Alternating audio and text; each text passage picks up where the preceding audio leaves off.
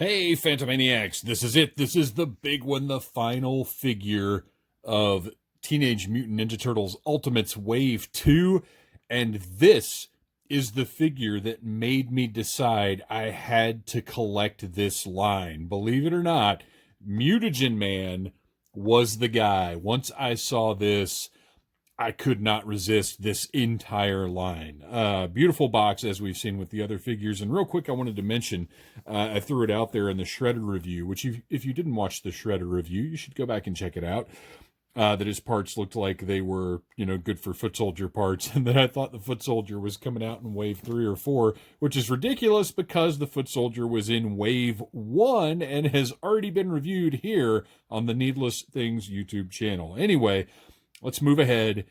Beautiful glossy manhole cover with the skull and brain and eyes of one Mr. Seymour Guts, as well as a little bone piece, little apple core, which we know are the parts floating around inside of him.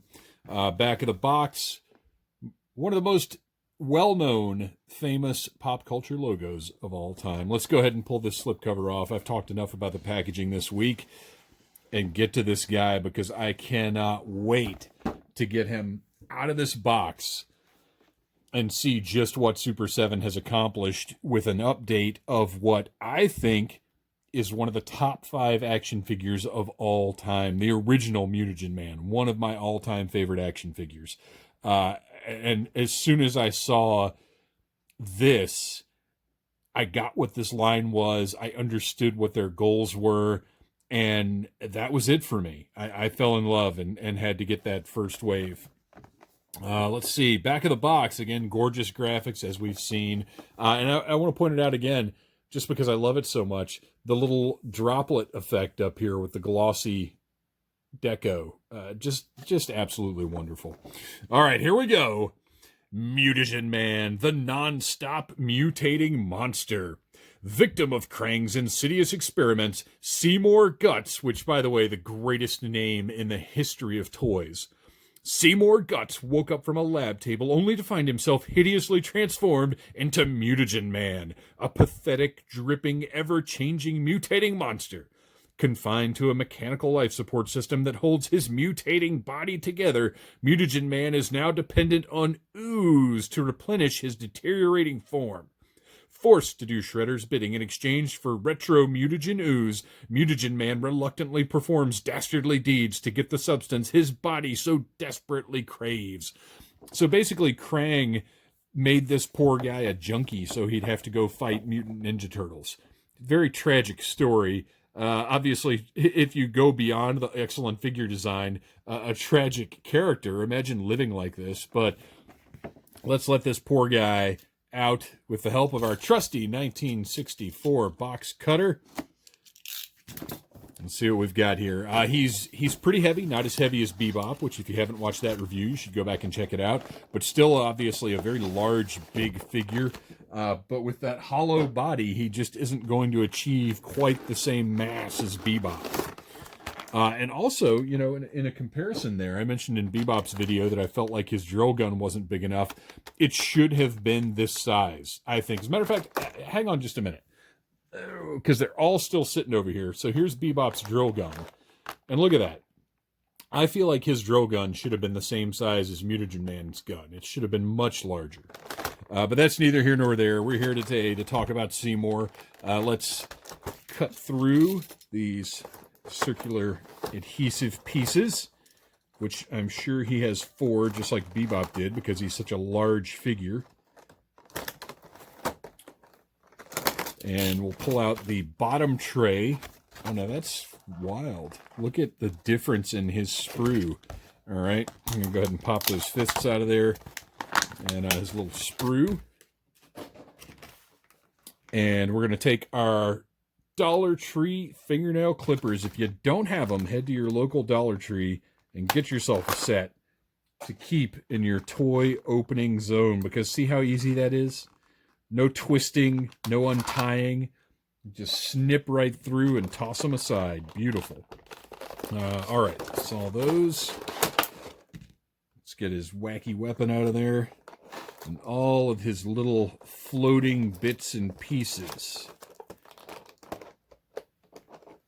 I love that. Well, I'm very curious to see the functionality of this figure, because when I was a kid, I, like you were supposed to, I filled mine up with ooze at one point, and you couldn't really see the guts all that well.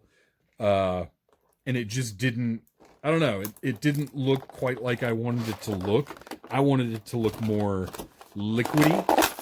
So I tried an ooze water mixture, and that didn't look quite right. So what I ended up doing with mine was just putting some food coloring in some water. I think I went with green, because of course that would make sense. And just had it like up to here so he'd slosh around a little bit. Gosh, I love this so much, you guys. Oh my gosh, he's wonderful. Let's get these accessories out of the way. We'll take a look at those in a minute. And I'm curious to know if those will float. Well, okay, I'm curious to know a lot of things. We'll get to it all in a minute. So we have a beautiful crystal clear casing right here. The tubes are permanently attached. They're not going anywhere. They don't pop out of place, which is great. And if you look, you can actually see, if the camera will cooperate with me, look at the little metallic paint detail where the tubes attach. What a nice little touch that is. And since we're here, let's take a look at the detail of Seymour's, well, guts, all painted. They're not just one color. Everything is painted and looks great. Look at the purple highlights on this guy. Let's take a look at the back.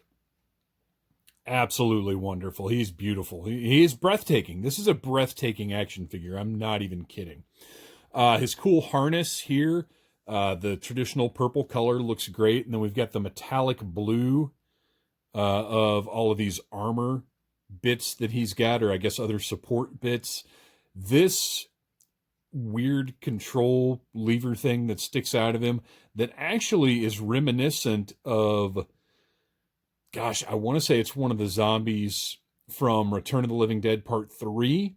I think they've got it in kind of an exoskeleton. And this looks very much like what that zombie had on, if I'm remembering my horror movies correctly. And I love it for that. They could have put a little hinge on this lever, but I don't see any reason why. Then it would just, I don't know. Well, if it ratcheted, it might have stayed in place, but it's fine. It's fine how it is, because this is how it was on the original figure. With this little panel right here with whatever this business is supposed to be. We've got an elbow joint, but I don't know. Yeah, not a lot of range there. It's okay, because, I mean, he's Mutagen Man. How much does he need? Got a decent elbow joint on the right. Look at all the muscle detail here and that melting flesh. Really, really just disgusting. I love it. And of course, the hoses. I mean, as we all know, every action figure is better with hoses. Really nice hip joints. Not just the swivel that the original figure had, but got some lateral movement there as well. Great. And then our knees, we've got a swivel at the top of the knee and a pretty decent bend there. But again, like, I don't need a huge, look at, how disgusting is this? Okay. Look at how his flesh is melting over the top of that exoskeleton support piece right there, his knee. Disgusting. Great ankle joints. Look at that foot. Look at that horrendous foot. Oh man, this is such a good figure. Got these cool hydraulic piston deals here, or maybe pneumatic, I don't know. Just all the fantastic detail. This is, I couldn't have imagined this character being this great a figure when I was a kid. Just absolutely wonderful. I'm so stoked with this. So now what I'm curious about, look at this, he's got his creepy fingernails.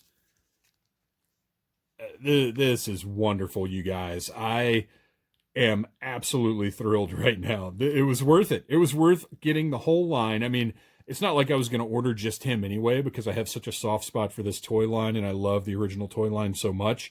But like, to finally have this in my hands after having it sell me on the entire toy line is just amazing.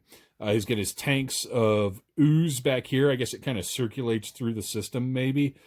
And then on the top, what I'm curious to see is if this little plug, oh yeah, look at that.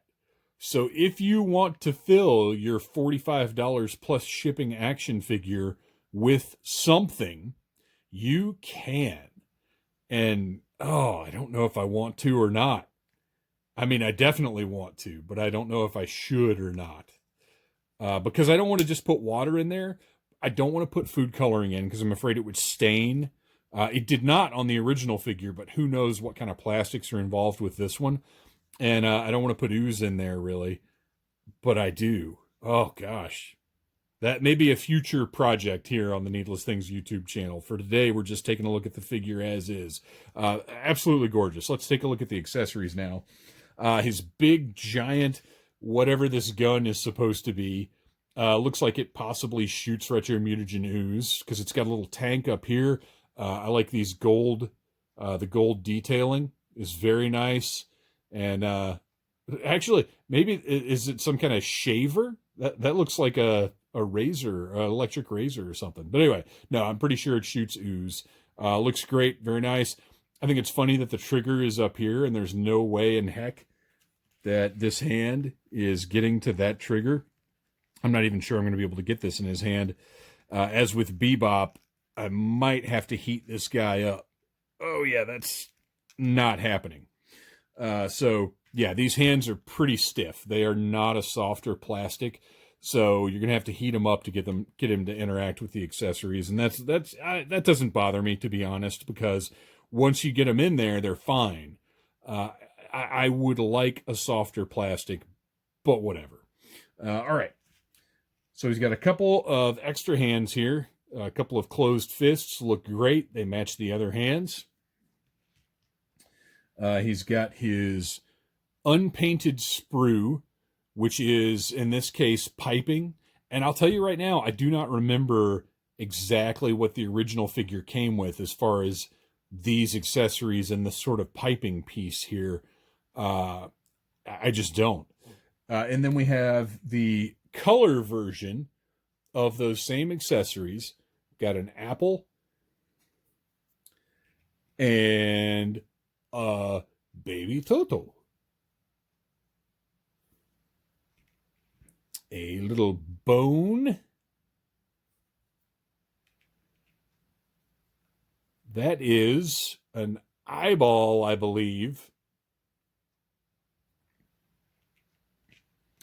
A teeny tiny slice of pizza, and I'm a little disappointed there's no paint on this. I feel like they could have thrown some paint on this piece. I still, it's funny. It floats around inside him. It has to be tiny. It's fine. Whatever. And then a fish. And finally, yes, a wrench. And then look at the detail on this wrench. Totally unnecessary, but look at that. Fantastic. You guys, I'm going to try one more time to get his gun because I really want the preview picture to have the gun in his hand because it's such an important part of that yellow gun really makes this guy pop. It brings it's just a big splash of color on him, and I like the way it looks so much. There we go. Look at that. Found the right angle and got it in there. That finger goes nowhere near the trigger, but that's okay. I don't care because look at that. It's Mutagen Man with his mutagen gun looking grotesque and awesome, and I just honestly could not be happier with this guy. He is a highlight of the entire series so far, in my opinion.